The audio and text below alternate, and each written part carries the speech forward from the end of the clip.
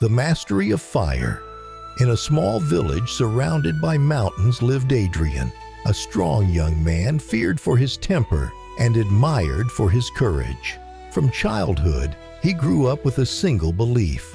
Being a man meant imposing yourself, winning, and dominating.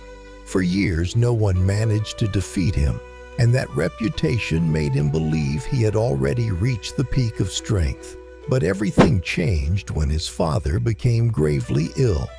Before he died, he looked at Adrian calmly and said, "Son, the greatest enemy you will ever face is not outside of you." Adrian did not understand those words. To him, enemies always had a face, a name, and a body. After his father's death, something in the village changed. The admiration people once felt for him slowly turned into distance. His anger, once seen as a sign of power, now caused discomfort and fear. Little by little, he lost the closeness of others, the quiet respect he once enjoyed, and the place he thought was secure. Confused and empty, he decided to leave the village and climb into the mountains in search of answers. There, he found an old man who lived in complete serenity.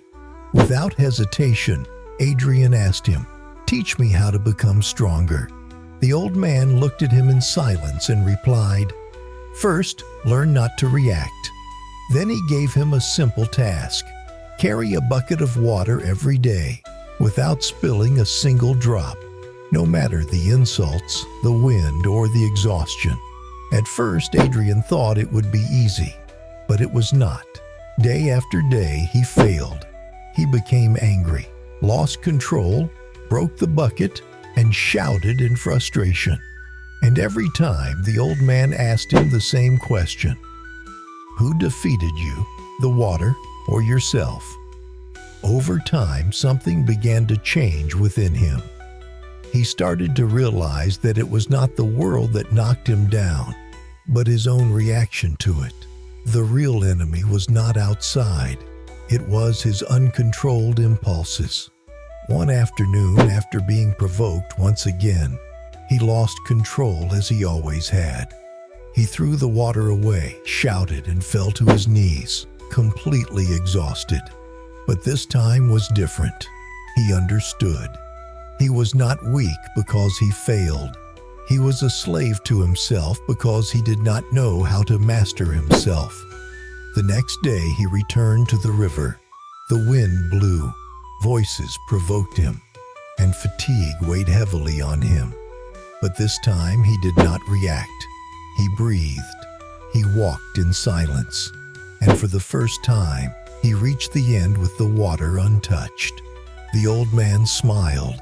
Adrian had begun to master his own fire. When he returned to the village, he was no longer the same.